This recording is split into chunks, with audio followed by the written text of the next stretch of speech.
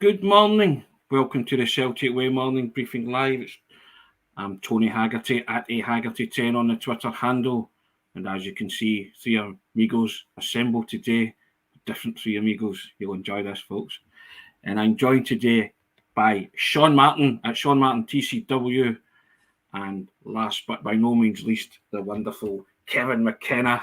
How you doing, Kevin? How you doing, Sean? Is it a good Friday where you are? It's a very good Friday, Tony. Aye, Kevin, how you doing? Yeah, I'm out in the sticks. Sun's shining. Looking forward to a bright weekend ahead. We'll come to that, Kevin, in due course. But as we do every day, we say thank you to everybody who has subscribed to the website so far.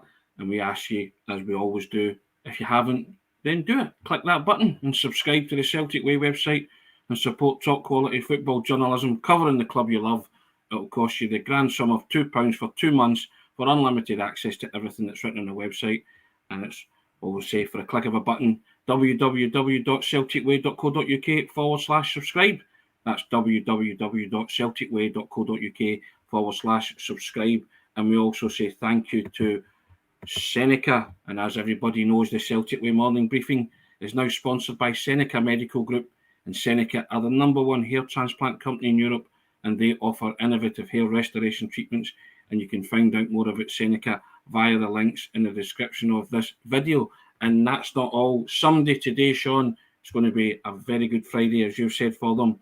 Hopefully you've filled in the form, guys, via the links in the descriptions of the videos up until today, because the winner's going to be announced today, and they're going to win a signed Celtic shirt by Ange Postecoglou and all the boys.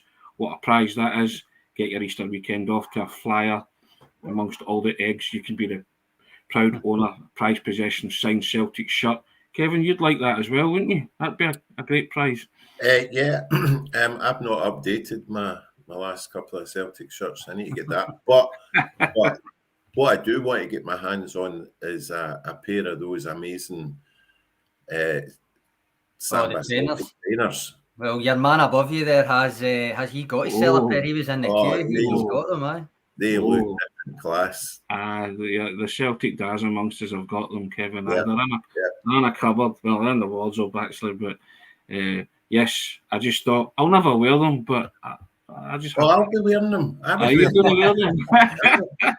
We had a brief debate, probably longer than we expected to be talking about it, Tony, didn't we? Whether Sambas or Gazelles were the bee's knees. But I like them, I must admit. I like the Sambas. Yes. I'll maybe bring them out the cupboard before the broadcast. Aye. Give it a bit of Now, gentlemen, it's one more sleep till the fourth Glasgow derby of the season. David Gillespie morning, all nails kicking in now, and the madness will descend. And on that note, Kevin, you wrote a wonderful column yesterday. It's on the site, and maybe put the link up to it again, Sean. You were talking about how you kind of psychoanalyzed all the kind of derby madness, and you were reminiscing about games gone past. It does grip you, doesn't it? It grips you like no other football match ever could. Yeah. And it doesn't matter how confident you feel going into them, or if you're dreading it going into them, those nerves do start kicking in, don't they, as David Gillespie says the day before. Yeah, I mean, I've had my mind's been taken off it somewhat because of less important events happening in the eastern suburbs of Glasgow, outside the house of our First Minister. But yeah, I mean, basically from when the referee blew his final whistle after the Ross County game, you start looking at this one. And in my experience, I mean, we've had by far the best of it in the last 15, 20 years, but it doesn't matter, how well we're playing, how badly we think they're playing. You're just as nervous. There's no such thing as one that doesn't matter. I'll take you back to 2004 when we'd long wrapped up the title, and there's 2 minutes to go, and Chris Sutton steps up with that wonderful lob, and then it's the realisation that we've done the green and whitewash, and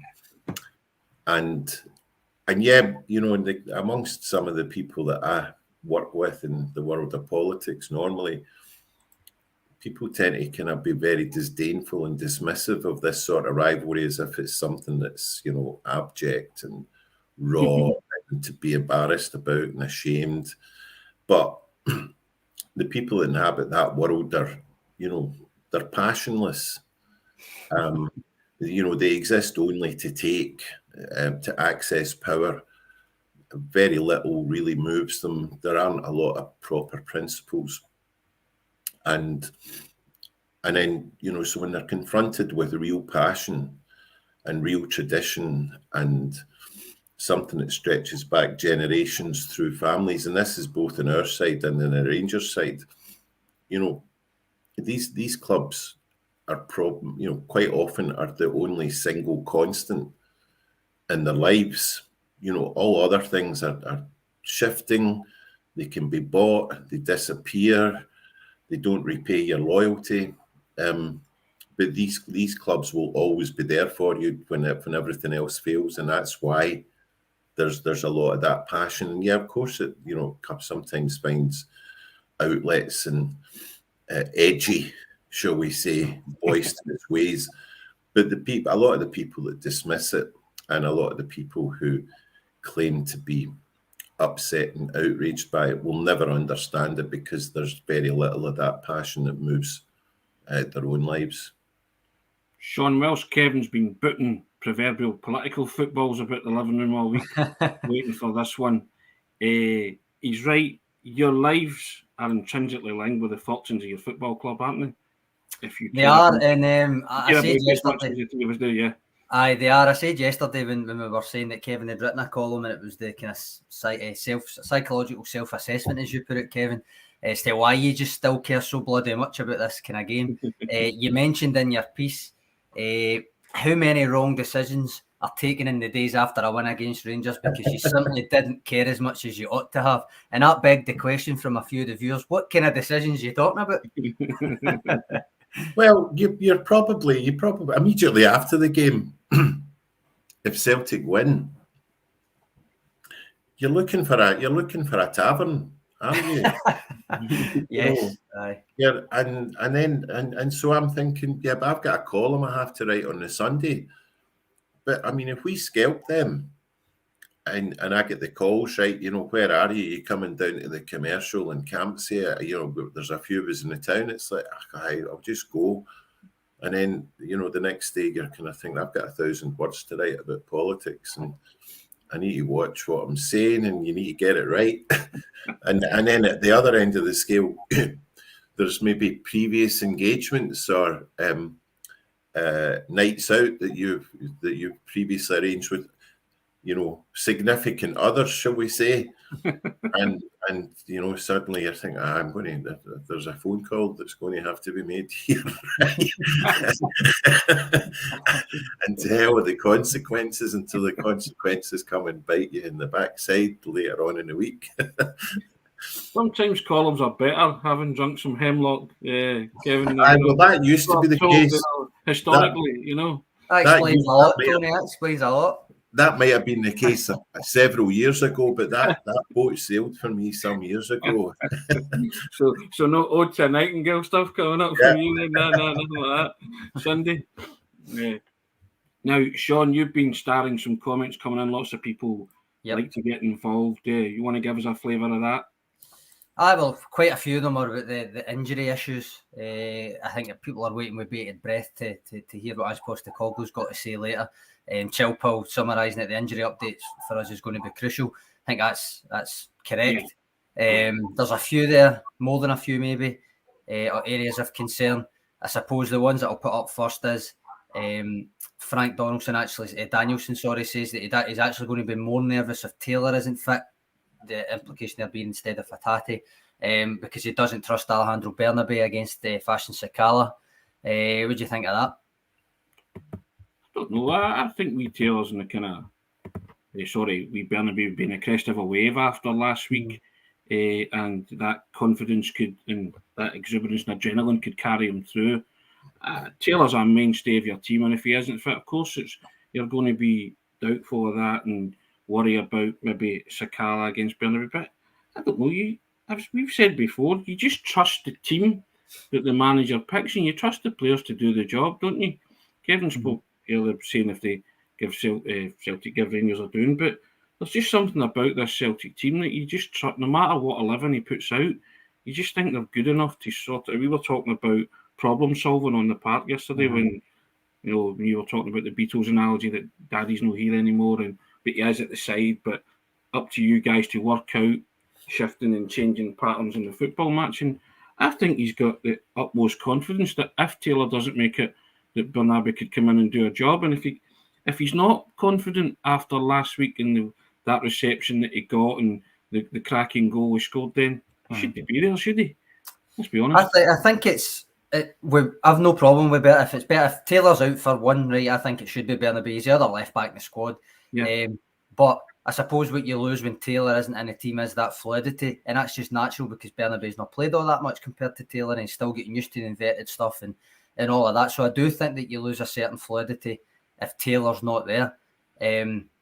I think Marquis' comment, trust the system regardless of who plays, stands the test of regardless of who misses out.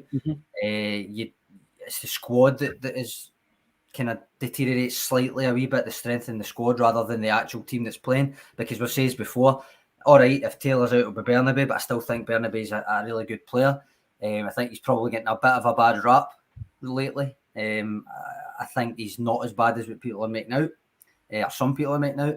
I think in midfield, if Atati's not there, he's obviously a massive miss, but then Moy should be back. Matt O'Reilly's still kicking about. Cal McGregor's there. Tomoki Iwata played. It's not alarm bells situations the way that it would maybe have been in another squad if a player like Hatati and a player like Taylor were out at the same time. What I'm going to say to you, Kevin, is the EV company car man, don't know if that's free advertising there, says, would you play Kobayashi and play... Sorry, that's actually the wrong comment. It was actually meant to be, there was a comment saying, would you play Kobayashi at left back instead of Taylor instead of Bernabeu if Taylor's not fit? Is that something you would subscribe to, or is that just asking for trouble? No, I think if Taylor's not fit and you don't play Bernabeu, it gives him a massive dent to Bernabeu's confidence going forward. Yeah.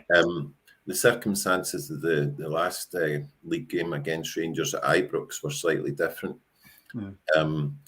And because Juranovic had to slot in at left back when Taylor got injured early, and he just wasn't on it for various reasons. And I kind of felt sorry for Bernabeu that he's a professional Argentinian footballer who's been scouted intensely before, as happens happily these days at Celtic. Ange Postecoglou trusts him, and he'll be far fitter. He scored a brilliant goal last week. He'll know his teammates a lot more than he did then. So I don't have any worries. I don't have any worries if he has to slot in. Kobayashi's looks like a really good player. But again, it's early in his development as a Celtic player. You don't want to be shifting him to left back in a big game like this and risk him maybe not playing as well as he could, and therefore risking his confidence going forward. So, Sean, you know my thoughts on these things, that players have a natural position, don't they? And you can put square pegs in round holes and stuff, but I just think at Celtic at this minute in time, they don't need to. No, they don't. Exactly, they don't. There's no need to do that. So Kevin makes a great point here as well about it would maybe dent Bernabeu's confidence. I was talking about his confidence. I think it definitely would. High, so 100%. Taylor doesn't make it. You've got a natural left back there. Bernabeu comes in and plays. That to me would make sense. None of your, and I know Kobayashi can play there, but I'd rather. He very rarely has played there. It would be a massive. I'd rather someone that knows the position inside out, and whatever happens. Taylor, we all know how we feel about Taylor. He'd be a massive miss. Let's be honest. I'll put that back up again, Tony, just to throw it to you. But that would be, that would be I think that'd be the biggest shock selection for me. If unless Starfelt was injured, I don't know why you would break it up. And I do think that Kobayashi looks a player. I really do want to see more of him, and I particularly said I wanted to see more of a defence that was maybe Hart with Johnston, Carter Vickers, Kobayashi and Taylor all together. I really do want to see what that looks like. But Starfelt doesn't deserve to be dropped, one. And two, why would you do it for a derby? He gets a really bad rap, Starfelt, doesn't he? It's, Carter Vickers can slam one out the park and the meme with the manager as if, what you doing there? And it's all a great laugh. Starfelt does that and people are on his case. He can't pass. His distribution's hopeless. And we've highlighted the fact that he's made 2 rash decisions in the penalty area, which has cost 2 penalties this season against Rangers at Ibrox and against Hibs at Celtic Park. You highlight those because those are things that we've spoken about in terms of maybe deficiencies in the game that he needs or problems that he needs to iron out. But Celtic haven't lost a game when the two have been partners together, domestic game. Starfelt and Cameron Carter Vickers. So cut the guy a bit of slack. He'll get pilloried when he deserves it. And he deserved it for going to ground at Ibrox and for pulling Hanlon shut at Celtic Park. But other than that, he's quite accomplished. And I know Rangers will target him and see him as a potential weak link because you think if they put pressure on him, he might fold and he might have a mistake in him. But you and I watched him at Hampden, Sean, and we were joking, weren't we? We were like, he played like the Kaiser, Franz Beckenbauer, he was strolling it. He did. Because, so that's what you get with Starfelt.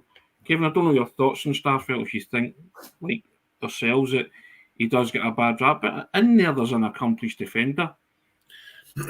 Yeah, I thought he was great at Hampden.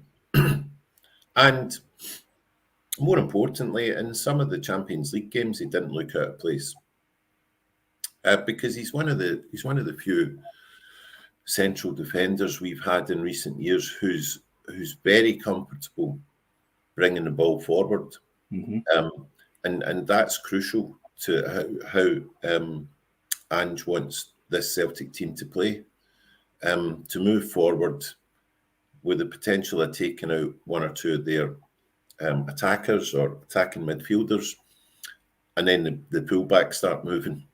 And also, when we're under, and I saw this at Hampden against Rangers, in that 15-minute spell, when we were under a little bit of pressure, it helps if you've got somebody who doesn't just hoof it out, and who's trying to relieve the pressure by springing a counter-attack, and he can do that.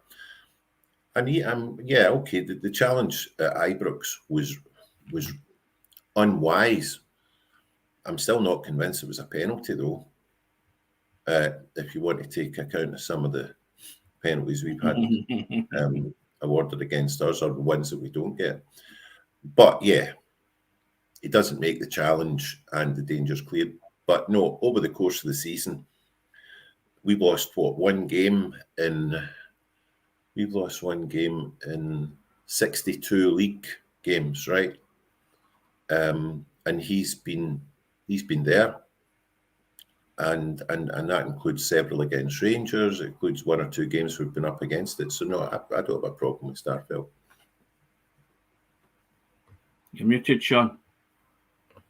And of course, Tony, as Aidan's fond of saying in his predicted 11s, when it's Starfelt and Cameron Carter Vickers together, they don't lose. Basically, they don't lose league games. That is XIs. Yes, they're predicted XIs. There's Alan Wood saying, I leave Starfelt alone. Plenty of comments coming in about the Kobayashi thing. K Matsu saying he thinks Kobayashi's played about 20 games in the G League at left back and scored twice. Not sure if he played there at other clubs. I remember looking at that back when he was kind of getting signed and scouted and stuff. And top flight games, not including J2 League and all that kind of stuff, but top level games. I think it was like 11 games he played at left back, but it was equivalent of like 5.5 when you look at the minutes played there. Hadn't scored in any of them. Don't know if maybe when you widen it out to the J2 League, maybe he scored a couple of times, but he's not a left back, basically, put it that way. He's not a left back, so I think it would be almost an insult to play him there instead of Bernabeu, who's come on as a sub a couple of times and played quite well as a sub as well, I've got to say. Scored a goal. yes, he had his moments, maybe slightly slack in possession, and he's still getting used to taking up positions in the inverted system and all that. I think the only way he's going to get used to that is by playing in that inverted system on a match day. And as that, there's a comment here that I favouted GP1888. I couldn't agree more. He says the good thing about injuries, when you're looking for the silver lining, is that other players get their chance to fight for their place in the squad, and that is precisely the way that Ange Postecoglou will be looking at it. Yeah, of course it is. We spoke about it there, that when we're missing key personnel, we've got other key personnel that can come in.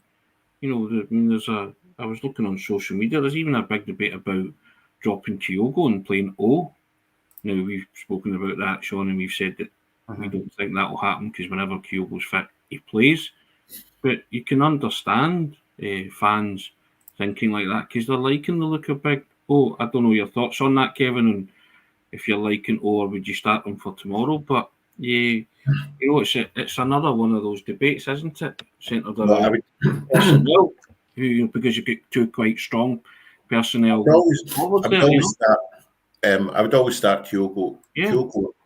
Kyogo has been scaring the life out of Rangers defenders ever since he came on as a substitute against Rangers at Ibrox in the first Glasgow derby of Ange's reign. If you remember, I mean, Ange afterwards admitted that he'd made an error in selecting Odsonne Edouard, and Celtic didn't play badly in that game. It was a really good game. It could have gone either way. But when Kyogo came on, he just began to scare them just because of his movement. And he's done it in every game he's played since. And he'll also really want to start in this game and make an impression, because in the 4-0 game, he was injured in the first 2 or 3 minutes, if you recall. Yeah. And, he's just... He worries. He just worries the hell out of opposition defenders, because they can never be sure where he is at any given time, because it's not even just his direction of movement, it's how quickly he darts. Doesn't just worry opposition defenders, Kevin. I think he worries the referee and assistant referees. Yeah. His quick movement. Yeah. So, but O is a class act. Yeah. And depending on how the game's going, that's another option. Yeah. And he can come on. Kyogo can run them ragged. Yeah. And I'm not talking about if we're struggling, drawing or being beaten. I'm thinking like, we're a couple of goals up and we want more, or we want to stop them getting back into the game. He can come on and look after himself and occupy their two central defenders. He's got a great touch. He's got 2 good feet. He's confident. He doesn't get down easy. He can finish. Yep. Great to have him as an option. Yeah. Derek Crawford there, bear in mind Kyogo scored twice in the final against him. Sean, we were there and we looked at each other and we spoke about the movement, didn't we? Yeah. I mean, you centre it across and you can hardly miss the chances, but we're talking about the movement and kind of midfield structure and the build-up to both of those goals. Moyes' pass to Haggerty, especially for the second one, and Kyogo just busting a gut to get in there. These things don't happen by accident. Celtic do these things to the nth degree on the training field, so that when the ball does come across, it's no surprise he's there to put it in. He's in the right position.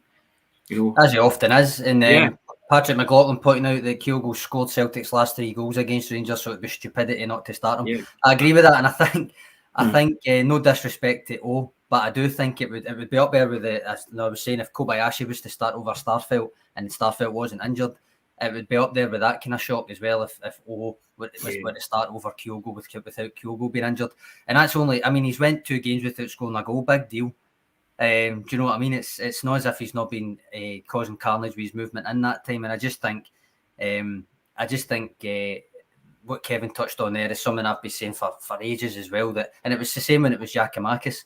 It doesn't really matter who's coming on after Kyogo, but the fact is they'll have dealt with 60, 70 minutes of Kyogo, and then you come on with this fresh, usually a talented attacker. It might be a different type of attacker, but it's still a threatening attacker that comes on. It's ideal, to be honest. It's an ideal situation. He came on and got booked within seconds at Hampden, didn't he? Because he put himself about to use that euphemistic term, Kevin. He put himself about. He's a unit. He's a unit. Exactly. Another unit. He's a unit basically for. He's a big guy, and I'll say Rimmel. Was my dad would say Rimmel up and all that. Yeah, when you go. Patrick's coming back in here with a bet for you. First goal Kyogo, last goal O. Good shout. You get good odds in that, and that's a reasonable one. Yeah. Now, there's been various narratives surrounding this game, and one of the narratives being that fans don't score goals, as they say, Kevin and Sean, but there will be no away fans in at this game.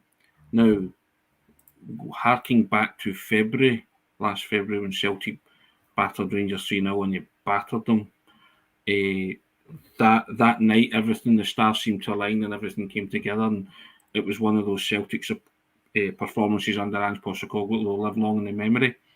And I think lots of fans are hoping for the same and see no reason why it can't be the same.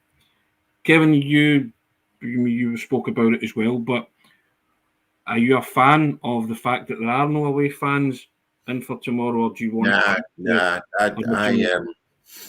I was brought up in Celtic Rangers games where they had the entire Rangers End, which, in full cry, it could be up to 20,000 of them.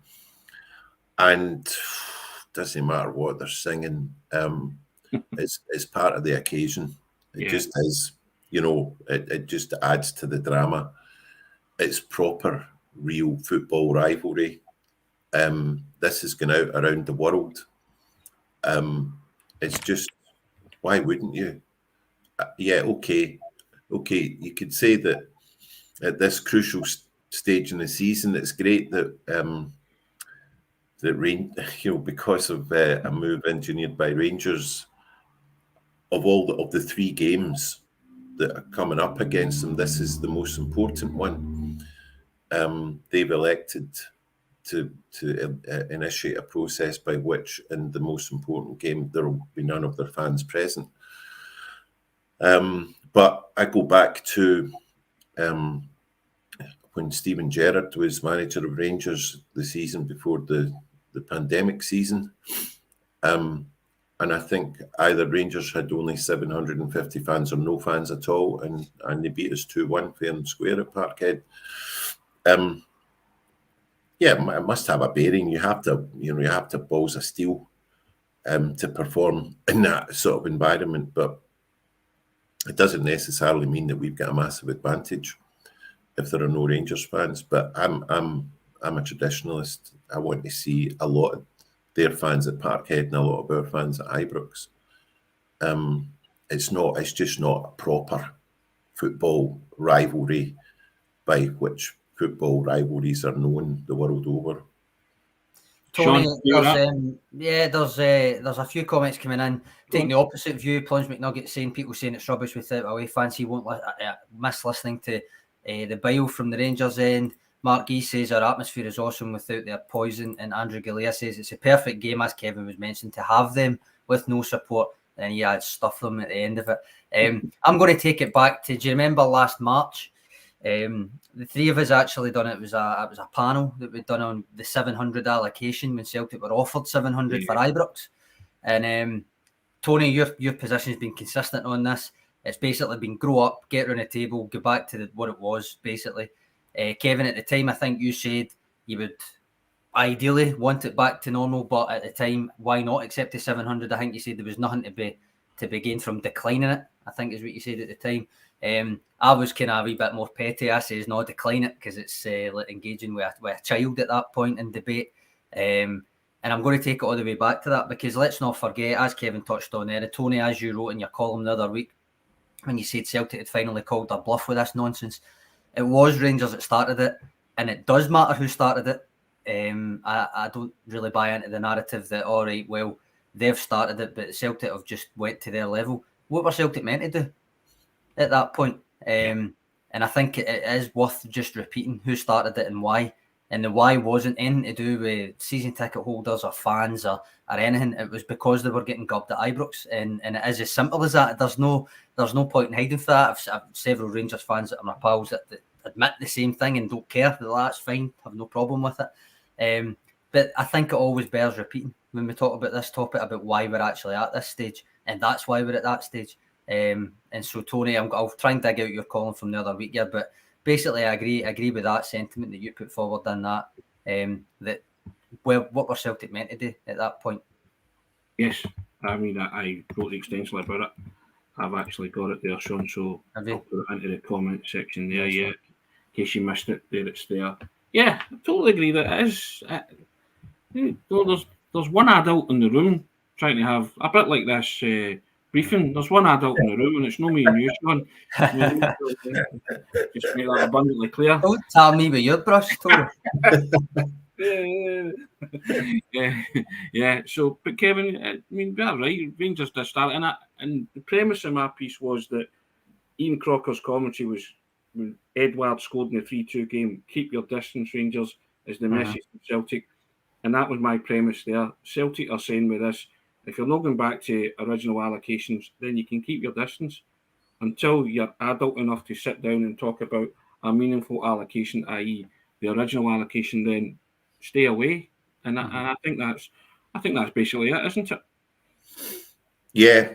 I mean, another reason why I think it doesn't make sense from Rangers' perspective is that going forward, we play each other 4 times in the league, and a key factor in whether we win the championship or they ever do in the future is not so much in winning your games at home. It's if you can take something at Ibrox or Parkhead, if you're the away team, that's what will make the dip. That's what kind of tends to make the difference.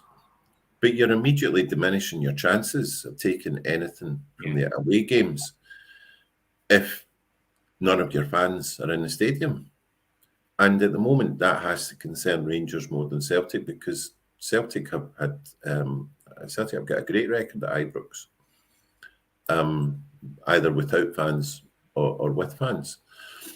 Rangers less so at Celtic Park, Parkhead. So, Rangers need any help they can get at Celtic Park, because the record at Celtic Park over the years is not good. Tony, you've got to remember here that there's we're talking about numbers: 700, 0, 3,000, 7,000, whatever it is. Kevin Ferrier makes a good point that it's tempting to just think of it as a number, but it's 700 actual people that need to go and sit under that big screen. And let's not beat about the bush. There's a lot of trouble when that happens, because it's such a small pocket that gets targeted.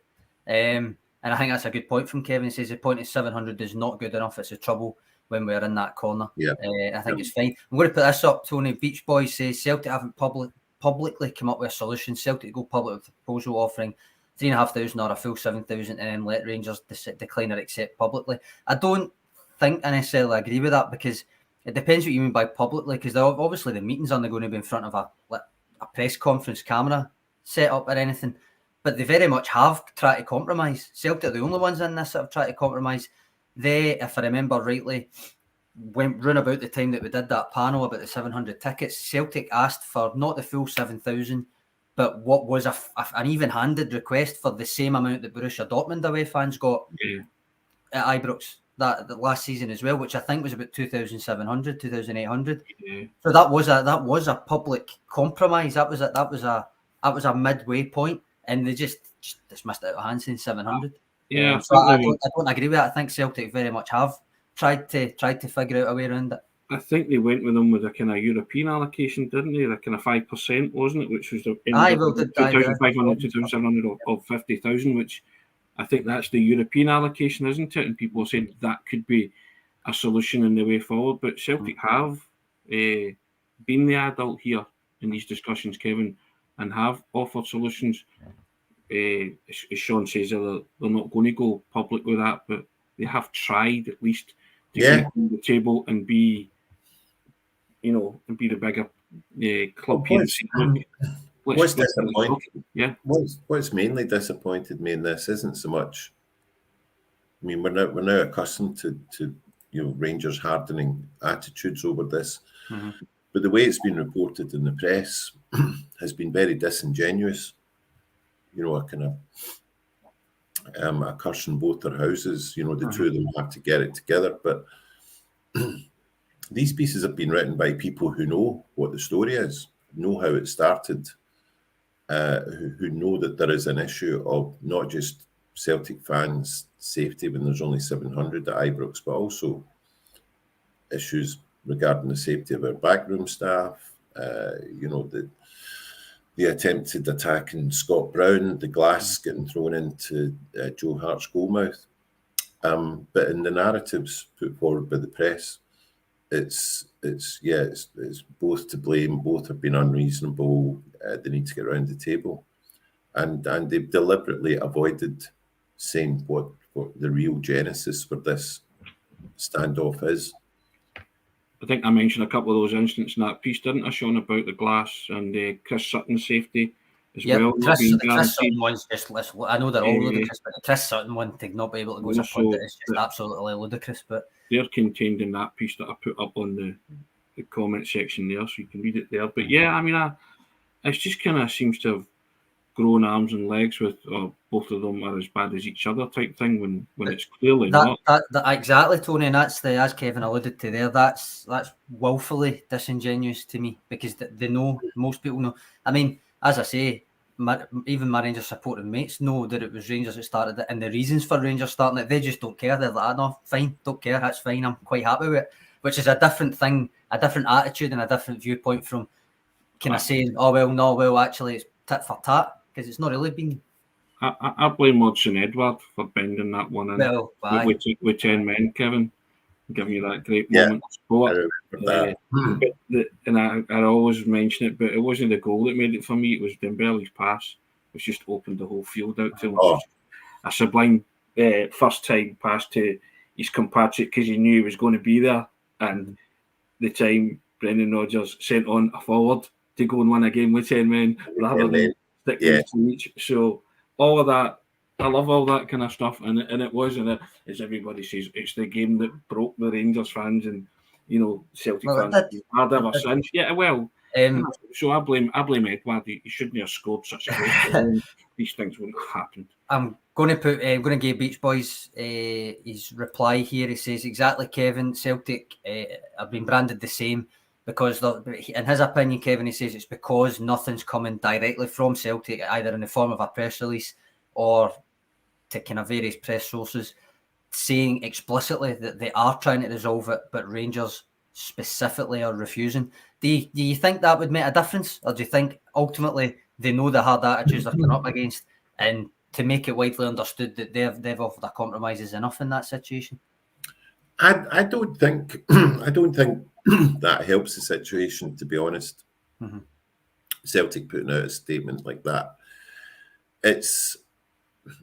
if there's to be a long-term solution to this, it's going to have to involve some kind of diplomacy. Mm-hmm. It may be that Rangers having a new chairman, and this isn't denigrating their the man who's stepping down, because I don't know what his role is in it, but it may be there might be a change of attitude. But if this impasse is going to be broken, it will need some diplomacy between the two clubs. Mm-hmm. It will need the Rangers to be a little bit more grown up, and you're not going to do that if you're putting out a statement saying explicitly what we know is happening. It's not helpful, and also we're the team in the ascendancy here. We don't need to provide big explanations about what's been happening. We don't have to justify our stance. Mm-hmm. So, people who know what's really going on here, and I don't think Celtic have to kind of underline it by putting out a press statement o'clock. We don't want to get into that nonsense. No. Agree with that, Tony? Oh, without doubt. I mean, it's more like that. I mean, a lot of the comments that people are saying, these are things that I've mentioned in the piece that I wrote, that Rangers spat the dummy and it benefits. This is to one team's benefit, and it's not Rangers. So if you read it, you'll see I've covered quite a lot of the stuff that the commenters are saying. So because it's genuinely true, as Kevin says, it's what you know. So it's up to maybe the new regime will be a wee bit more adult about it and want to get round the table and talk. But until they do, then the impasse will continue, and it does dilute it as a spectacle. It is good old fashioned rivalry, as Kevin says. I mean, when that Rangers end had 18,000. It was the worst sight you've ever seen in your life. 1 second and the ball hits the net, and then they all. It's kind of. It's the worst sight, and then you think to yourself, "Wow, it's quite an incredible sight." It's just a kind of football spectacle watching 18,000 people go absolutely tonto, and having realised they've just scored, and you think to yourself, "Well, that's what they're seeing when it's the other way around." And if you can get it in your head, that's the most away fans you would ever see in that particular section. And whilst your stomach it's that horrible pit of the stomach feeling, there's something a bit, I don't know, in terms of, I'm looking at it purely as on a football perspective, that there's something kind of beautiful about it in terms of that it's football fans, it's what you do when you support your club. You go absolutely tonto when you score against your rivals. Looking on at that, you go, "Oh God, no." But it's like the other way around, and it's what you do. So I think if you take that away, then there's something missing from football, especially football rivalry. That's what it is. It's rivalry. You've always got to have rivals in sport, and regardless of what people are singing and what they're doing and what they get up to, I just think that there's a piece missing from football. Barry Smith wrote. I spoke to Barry Smith about that. You'll maybe put that up, and he said it was surreal, horrible, and an ordeal for opposing players playing without any away fans. So that's I think that's kind of sums it up. One last thing, Tony, before we move back to the game at hand. Binding says, if Celtic bit the bullet and just gave Rangers the old allocation back, do you think Rangers would follow suit or remain stubborn? Kevin? No. Remain stubborn? No, they're not going to do that.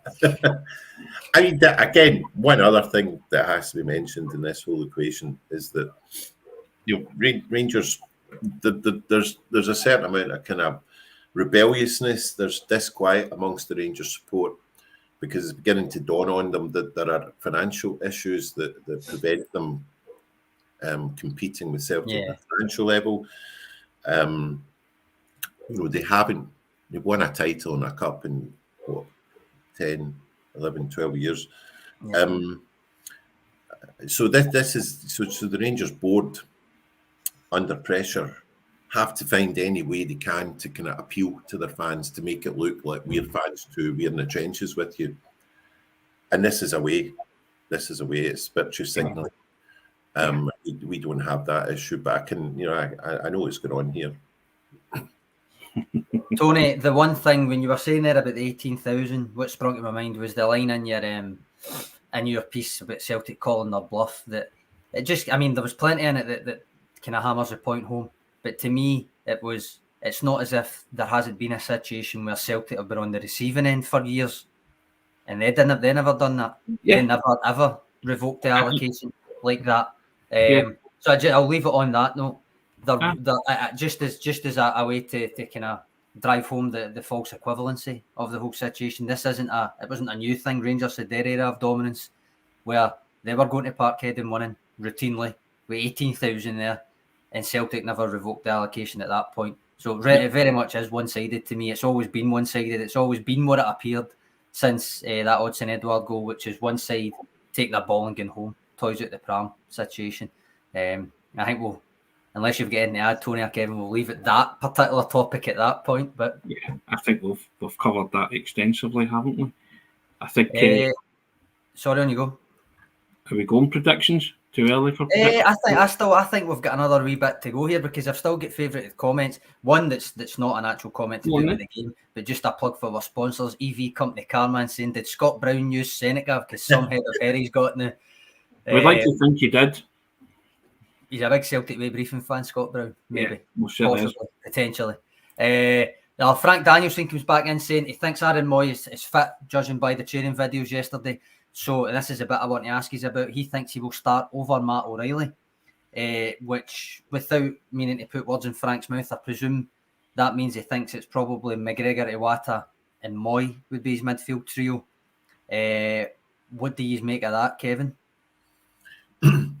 Yeah, Moy gives me Moy calms my nerves. No matter what. Again, I look back to the 2-2 game at Ibrox, yes, which was just after the World Cup? Yeah. Or just before it? No, just after it. It was January the 2nd day. But again, we're under a bit of pressure. The clock's ticking down. We're looking at a defeat, and he comes on. He just calmed people down. He just did for Celtic what he was doing against the best players in the world in the World Cup, and that's the way he's played every game since. He calms game as well. He seems to calm down his own team. They seem to, the rest of the team you can see look to him, and they're glad that he's on the park with them. And sitting in the stand, I'm glad when I see him because I think he doesn't seem flustered. He knows what he's doing. And that kind of helps me. So even as the clock's kicking down, I'm thinking, the man out there, he just knows that he'll pick a pass, he'll release a fullback, he'll just make the right decision. We've got to go.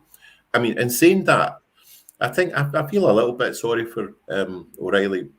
I don't buy into the narrative that he was miles off it and he'd gone off the boil. Moy just made himself undroppable. Matt O'Reilly has played well against Rangers, and he's played well in most games. He's a class act. If for whatever reason, if he is playing in that midfield, I don't have any worries. Matt O'Reilly, while we're here, we should appreciate him, and while he's here, he won't always be here, and I suspect in the next couple of years he'll be the subject of big money interest, and I can see why. He's a proper footballer and he'll thrive in any league. I'm just Tony, can't imagine. What's your view on it, Tony? Moy, O'Reilly, Iwata, McGregor, Turnbull was even thrown up there. Pick any three.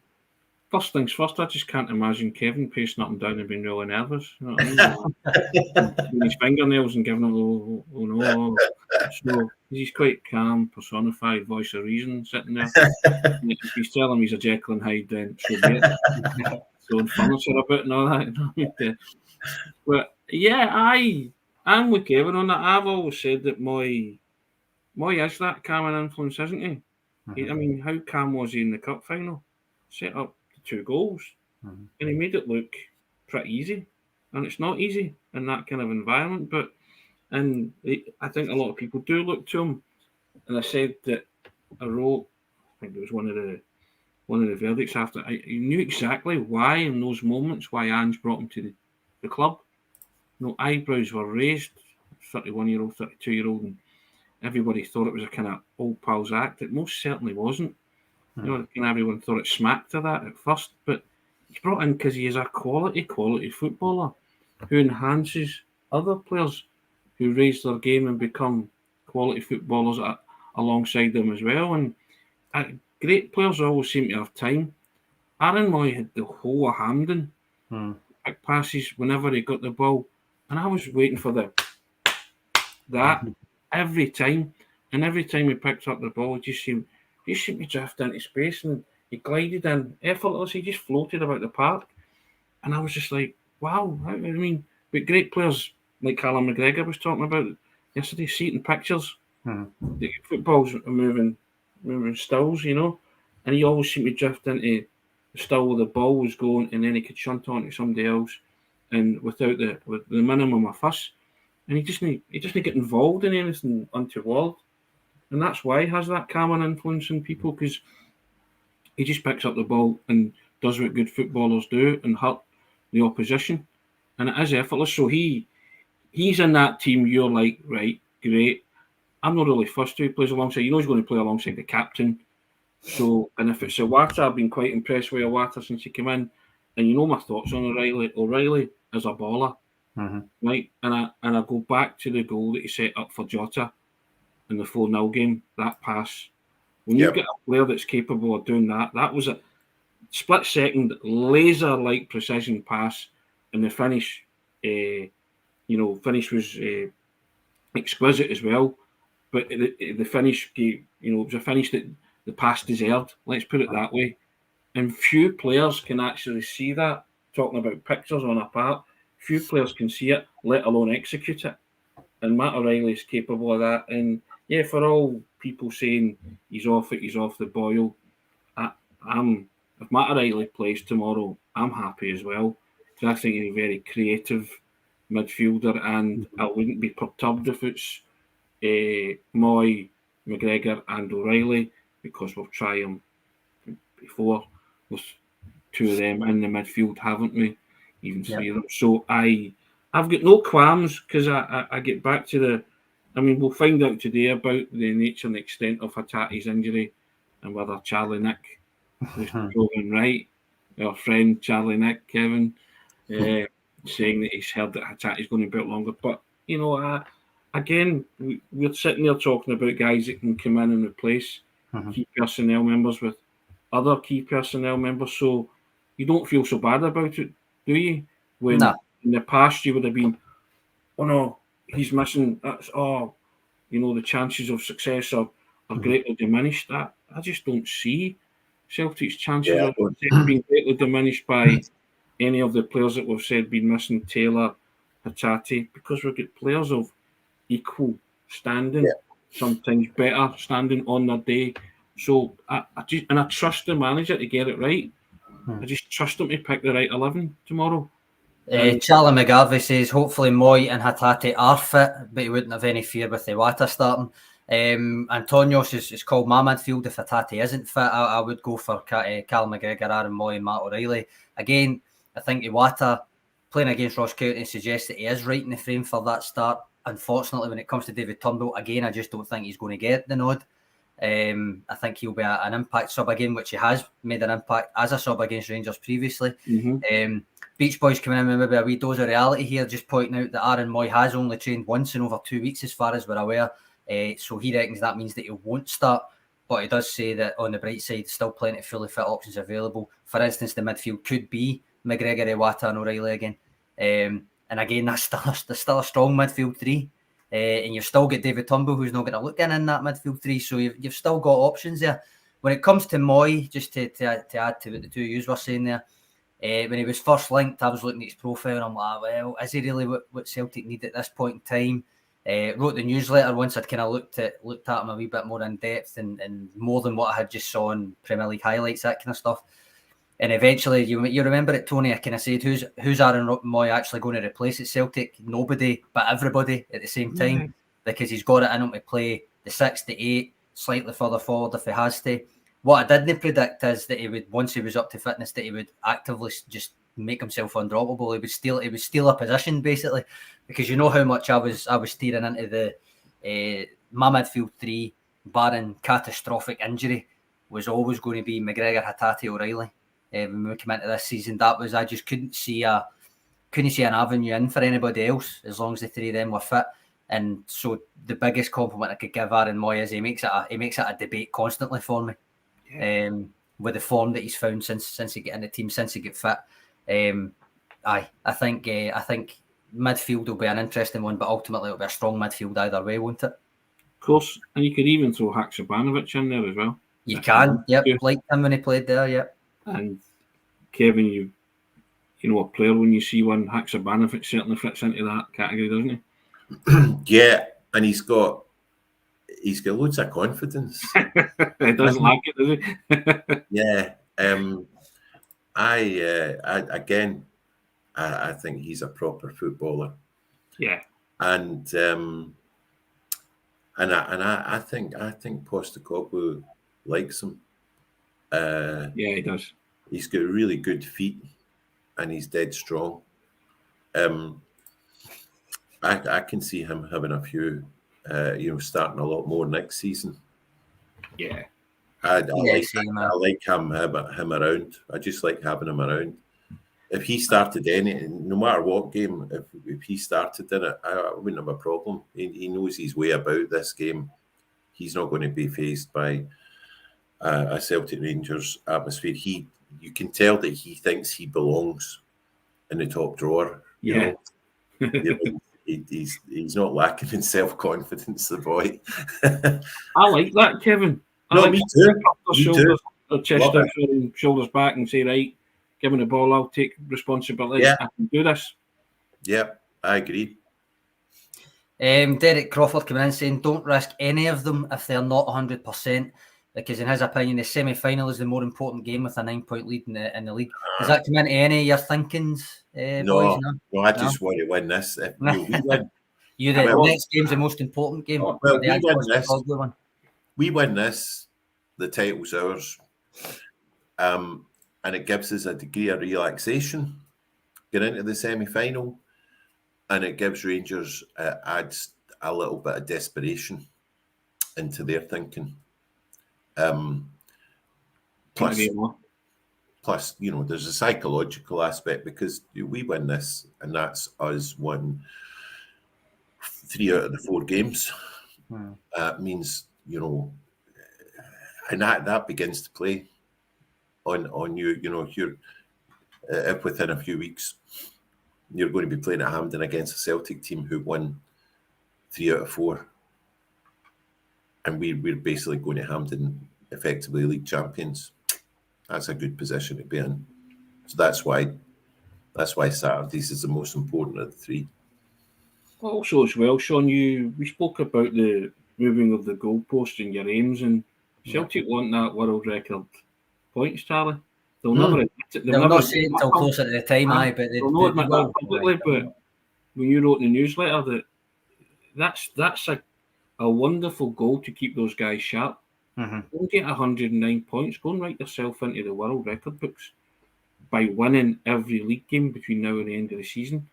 Just settling for, because a lot of people saying, take a draw. I don't want a draw tomorrow. I want to go and win. I want to go and more or less put the title to bed, and then go to Hampden and Ibrox on the crest of a wave, and still having these things to play for. Obviously, the treble at Hampden and the world record points tally in the back, subconscious in the back of your head. Keep that. That's how you keep players focused and you keep players sharp. Yeah, league's a priority, of course it is. It always is. Always said that. But Postecoglou said last week, there's 24 points to play for. Want to go for 8 wins. So don't tell me he's no thinking. If we do that, we could become the world record points haul ever in any league. And that's a wonderful incentive to keep those guys sharp and to be on it right to the very end of the season, which I think they would be anyway. But it's a nice wee it'd be a lovely bonus for them, wouldn't it, to do that? It would. I'm going to throw this up from Derek Crawford before we come, because we've not actually spoken about the attackers. Although my attacking trio was pretty set, as you could probably guess, Tony. But Derek Crawford says Ben Summers and Rocco Vata were still left out of the B team squad on Wednesday. Read into that what you will. He thinks it's because the first team is short of numbers, fully fit. I think it's a fair assumption, because I did notice that neither was in that B team squad for the Dalbeattie Star game. After both being in the first team squad for the Ross County game. So I think that's a fair assumption to make. It could be precaution, or it could be because the likes of Abada, Ralston are still out anyway, before we even consider the likes of Hatate and Taylor and Moy being kind of just coming back or maybe not making it. So I think it's a fair assumption from Derek, isn't it? Well, Bata's been on the bench a few times, has he not? And yeah, I think Ange knows what he's got there. It's no, you can have 11 on the bench. It's good. It's always good to have 9. It's good. 9.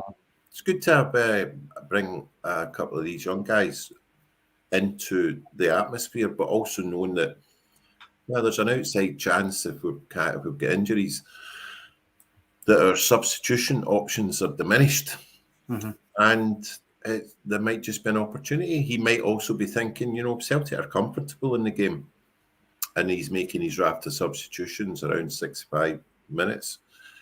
It's an ideal occasion to get either of them or both of them a wee taste of their first Celtic Rangers game in good circumstances rather than out of desperation. So yeah, that seems to me kind of good strategic planning. I agree with that. Yeah, and Yep. I think the training's catered for that, isn't it? With the B team, Yeah, that you are ready for to make that step up. Vatal, from what I've seen, Vatal's looks like a really good prospect. I like the look at him. Yeah. To go all Godfather about it, Sean, I might call upon you to do a service. Yes, Maybe today or tomorrow, but be ready when that day may never come. But yeah.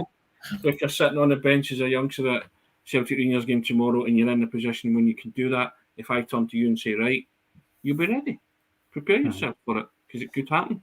So, I like that lots of people were reading a lot into the snippets of tape that were put up by Celtic yesterday as well. And didn't she Moy, didn't she Hagggerty, didn't she Taylor, that kind of stuff. And these could all be done as precaution, as you say, Sean. So, you know how these things work anyway, guys. When even though none of us are kind of video journalists in that sense, but you'll have been to, you set the camera up, you go, they let them run about for a wee minute, maybe kick a ball for 5 minutes, and then the cameras go away and the actual training's there. So do you know what I mean? It's maybe slightly different when it's a club television because they get access more access, but it's not necessarily a given that just because they weren't appearing in a short video clip that they're just not available. So I suppose we'll need to see what Postecoglou says, but the midfield and left back is where it probably impacts most. Yeah. I think up front, there's no suggestion that Jota, my front three, Jota, Kyogo or Maeda are going to miss out, so that would be my front three. I think I always feel as if Haksabanovic at some point will make it a real hard decision for the front three, but right now I think that is going to be the front three. Abada, as Postecoglou said last week, him and Ralston will be out for a couple of weeks, so as far as we're aware, he is just out. He might have made a case given his record against Rangers is quite impressive. But are you seeing any mix-up in the front three, or do you think that's who it will be? Your front three, I'm aligned with it. He loves Maeda, work rate for these kind of games. The only other change in that for me would be Haksabanovic for Maeda, potentially, if he sees it that way. Yeah, I would agree with that. I think they're interchangeable. I think if Maeda starts, Tavernier is scared stiff of Maeda, and I'm not doing him any disservice because every right back is, but he's unstoppable when there's a ball to be chased. Yeah. Sometimes, sometimes when a little bit of care is required to actually put the ball somewhere in the vicinity of the 6-yard box, it's maybe not going to happen. And then you've got Haksabanovic coming off the bench, potentially in 65 minutes. But equally, if Haksabanovic starts, softens them up. Yeah. And, it's late in the game. It's an intense game that makes demands in your fitness. And then with 25 minutes ago, they're seeing the Roadrunner coming on. So either way, I'm cool either way. I can't say who will start. I suspect it will probably be Maeda because he deserves to start over the course of the season. But, there's a strong case could be made for Haksabanovic starting. Andrew Galea makes a good point that if it is Maeda and say Taylor is out, then it probably makes more sense that it's Maeda than Haksabanovic to help protect Alejandro Bernabé. Yeah, that's a good point. In that sense, he helps everybody. Dies in Maeda, let's not lie. But I'm going to flick that comment that I just let go back up there, which was Points haul. Yes, Personal Jesus says, what's the current world record points haul? It was the Invincibles, and then Red Star Belgrade 2020-2021 managed 108 points. It's just fantastic. So, yeah, Celtic could end up in 109th to win all their games. And even if they draw one and win the rest, they will still beat the UK points record, which is still Brendan Rodgers' Invincibles team as far as we're aware. So, history beckons regardless. And this is what I meant, as you know, Tony. Kevin, I don't know if you'd have read it, but the newsletter the other week there, basically I wrote that Celtic were in a title race. It's just not with Rangers, it's with history, basically. It's with history. Yeah, I remember that. Yeah, I couldn't agree more than that. And these things kind of matter to me because I'm a bit of a geek when it comes to numbers. Not as much a geek as Sean when it comes to numbers.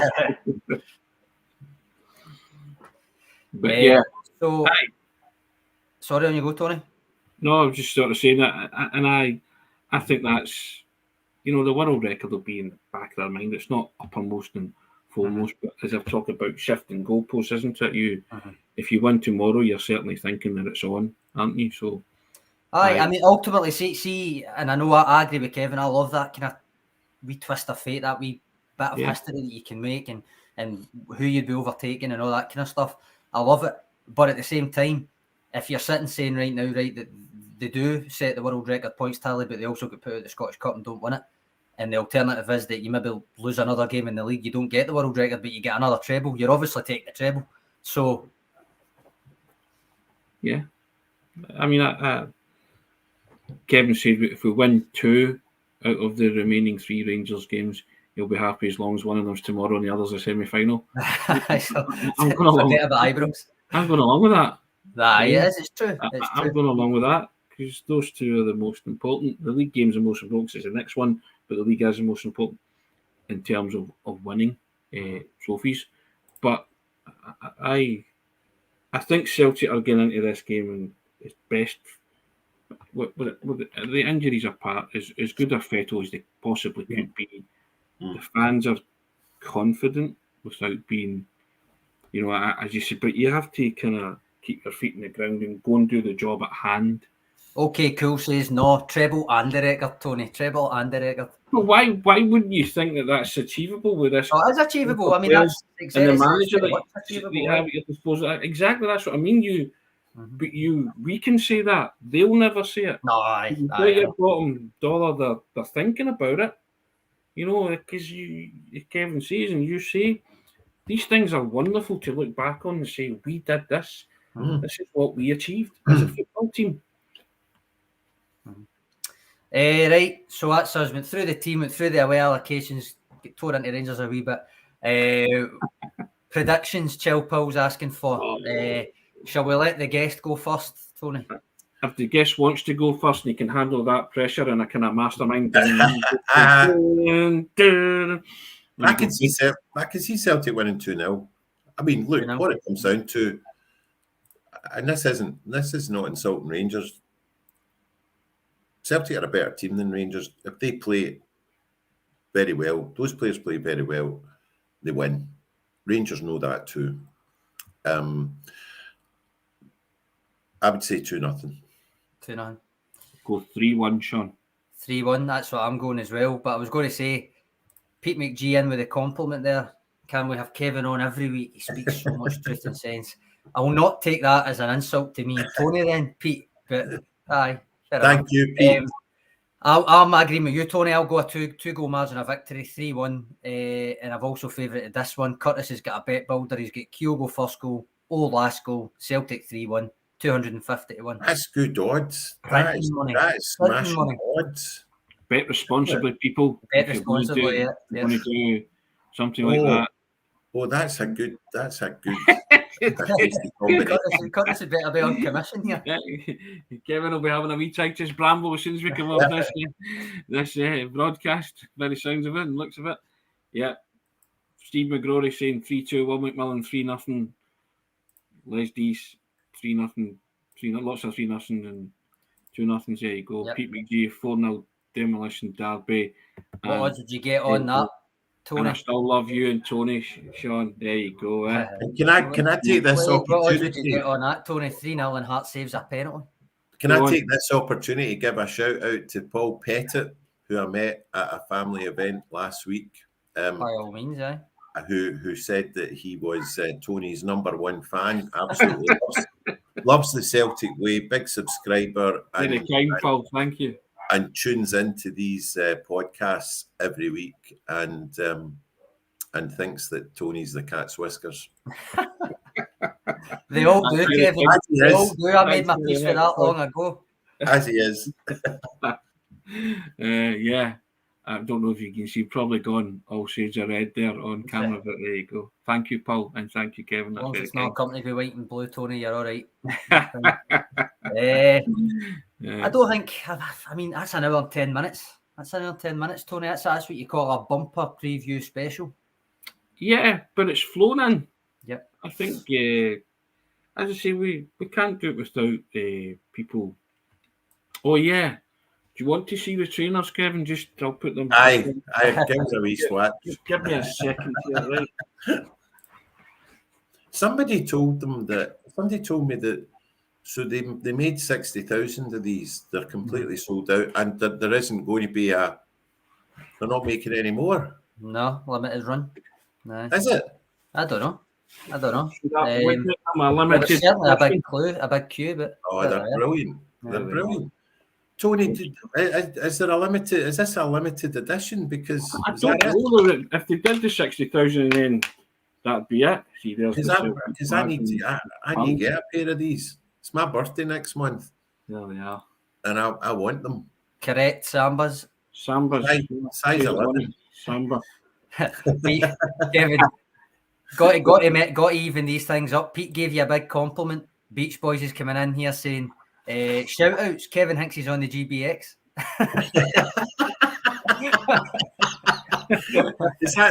I picked that up. Is that not the vernacular you're using? But yeah, I mean, I think they did sell out. I mean, they were available from obviously Celtic Store. I think JD did them and somewhere else, wasn't it? Trying to think where else did them, but yeah, I need to get a pair. My first Adidas were Adidas Beckenbauer, mid 1970s. Yeah, I've got a cupboard full of trainers of green and white stripes and stuff. And there was actually an Adidas Celtic. I think there wasn't there? Decades ago, but the Adidas Beckenbauer were the daddies. Speaking of the daddy, it's been wonderful to have you on today, Kevin. I have to say that. Normally, normally when Aidan's on, I say my walk-on music's Grandad by Clive Dunn. That's my dad's walk-on music, you know what I mean? Here's me trying to look all millennial and sorted and using language like shout out. Aidan's down with the kids big time and lots of references. Down with the references go over his head.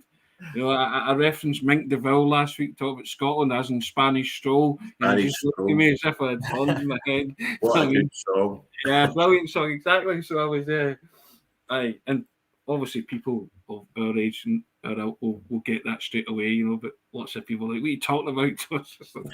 Okay, so kind of quickly thought I'm fast becoming a Celtic da or a granddad, you know what I mean? So that's what I hit upon getting the Clive Dunn record out, you know what I mean?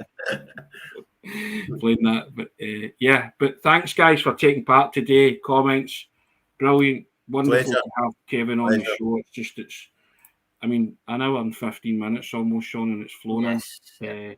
We hope you've enjoyed it. Just direct you to the ticker tape along the bottom. We thank everybody that's subscribed already. I say it a lot, but we love the community that we've built on here, and we enjoy the interaction and we enjoy your comments. So there you go. What was that, Tony? What? Eric Crawford says, Tony, don't you start you down with the kids lingo again. The well gel patter was bad enough. In my defence, Derek, I wasn't there to stop him from saving that stuff. But it was in reference to people who were at Lisbon in '67. And I said because Aidan did the tour the other day, and I said if you were there originally in '67, I was well jealous of them being there, because it's the one game I think if I could be transported back in time, that would be it. So that's why I said it. So You can have a go at me. That's why I said it right. You can have a go at me all you want. I was doing it for Aidan's benefit because he's a younger guy. You know what I mean? So there you have it. Anyway, subscribe to the Celtic Way. That's where I was at. Cost you £2 for 2 months for everything. Access to everything that's written on the website. You can support top quality football journalism in the website in the process.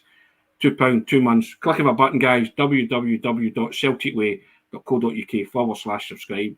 That's www.celticway.co.uk/subscribe. We also say thank you to SENECA. And as you know, the Celtic Way morning briefing is now sponsored by SENECA Medical Group. SENECA are the #1 hair transplant company in Europe, and they offer innovative hair restoration treatments. And you can find out more about SENECA via the links in the description of this video. And if you've been tuning in, you will have filled in the form via the links in the description of the video, because the winner's going to be announced today. Somebody's going to win. Yep. Signed Celtic top by Ange and the boys. And as Sean said, make their Good Friday even better. So good luck to you if you're already in the draw for that. And good luck to Celtic tomorrow. Always, your weekend's always result dependent. Kevin's fairly confident. If Aaron Moy plays, he'll be able to calm down. There'll be no ornaments flying around that living room there. Sean's just a cool, calm and collected customer at the best of times anyway. He takes it all in his stride. I'm a bit more passionate, a bit more kind of, not in a vociferous way, but in a kind of animated, kicking head and balls way. Yeah, exactly. But guys, hope you've enjoyed that programme. It's been wonderful having Kevin. Kevin, thank you for coming on. Thank you. Always a pleasure. Never a chore. I enjoyed that. Guys, take care. Have a wonderful weekend. We'll see you on Monday. Cheers, guys. Take care. Happy Easter.